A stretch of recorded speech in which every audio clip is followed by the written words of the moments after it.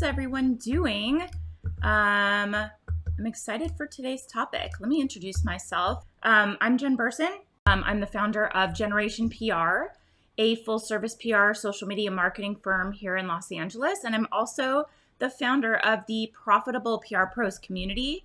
And we have an entire suite of programs, products, resources, trainings to help you become a pitching powerhouse, connect with the media in a meaningful way, and then build a business around it. I want you to grow and scale your own profitable PR agency. So we talk about topics all around building your career. Today's topic has come up quite a bit with client expectations, feeling anxious about whether or not you can actually give them good service or get results. And we know that so much of what we're doing as PR pros is outside of our hands. You've got the media gatekeepers, and how do we offer a service where results are not guaranteed? We always get asked, how do you cope with anxiety about not being good enough to land results for your clients?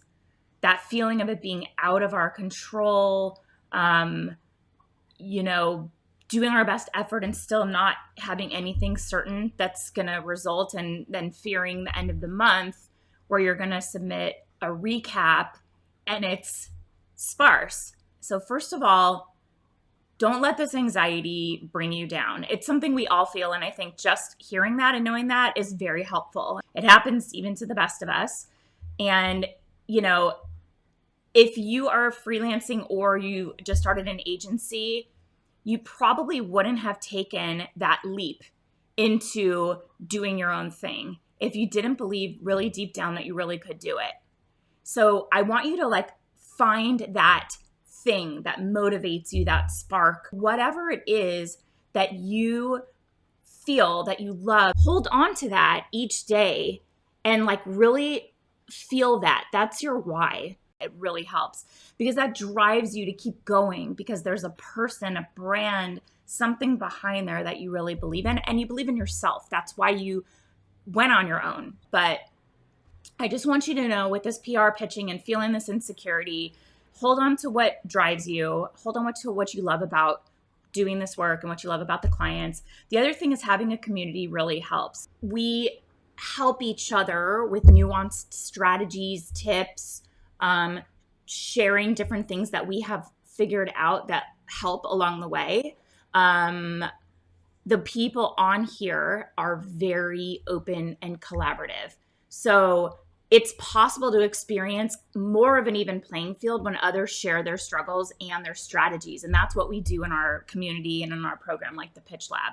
That's exactly what it is. There's this coaching call component, and everybody gets on and we'll workshop pitches, or we'll kind of help somebody through a really challenging situation or a challenging client. And we'll find those little nuances, those gems that make it newsworthy and noteworthy.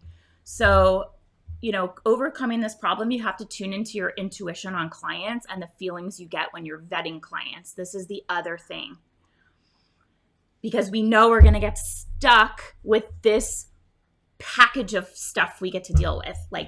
Everything that this client is, this is our arsenal of things that we get to use to get results. You know what I'm saying?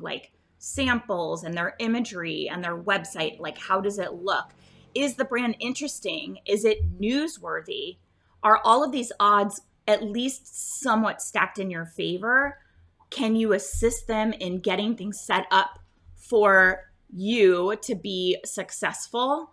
Is there an enticing story? Is this a mission-driven company that's genuinely, their mission and their values are very aligned with the product that they have and the corporate founder's background, all of that stuff? You're this is a really compelling story.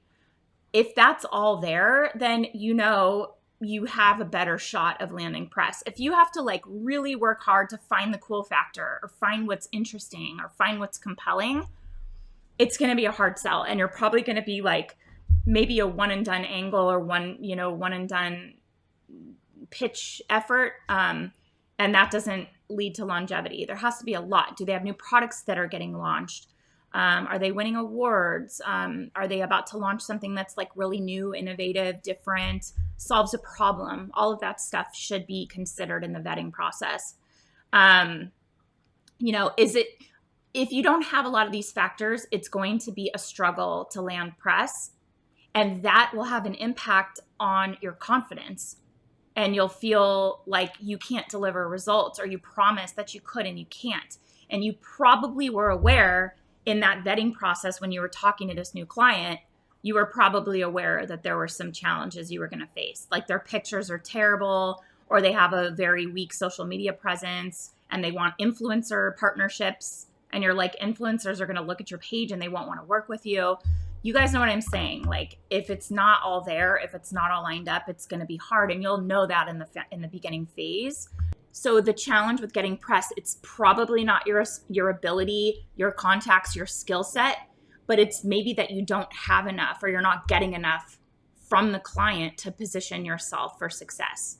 So the other thing to overcome this, it's kind of like imposter syndrome, is you really have to hone in on a niche. So you feel like you're really working on a space where you become an expert and you get to know the media contacts, you get to know what's trending in the industry. And the key here, when you're deep in a niche and you learn and you know your space and you know what's happening, when you're a generalist, it's hard to connect. There's not a lot of money in that. And it also creates these problems where you don't have deep industry knowledge or contacts, expertise. It's really hard to connect if you're not going to the same people consistently.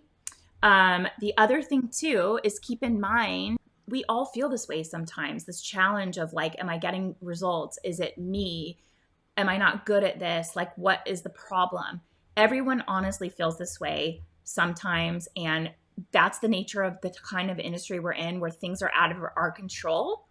But it helps that we're all experiencing it and you have a community that shows you you're not alone, and it reassures you. We reassure you, we help you through it, so you know you can do this. Okay? And the best way to ease anxiety is that you can manage other people's expectations. You're the expert. So think about what you know how to do and what's likely to happen based on things you've seen and done and experienced in the past with other clients, or based on what your media contacts want and what they want from you. And you can tell clients what is likely to happen. That's the best way to ease anxiety. Manage your clients' expectations. Clients will dream big, but at the end of the day, these little hits, they lead to bigger stuff, and those are really impactful too. So you want to take the time to explain that the results that you're getting are how you're leveraging it for more visibility. So that's how we address this and how we kind of reframe in our minds the challenges that come up with this imposter syndrome and the lack of control we have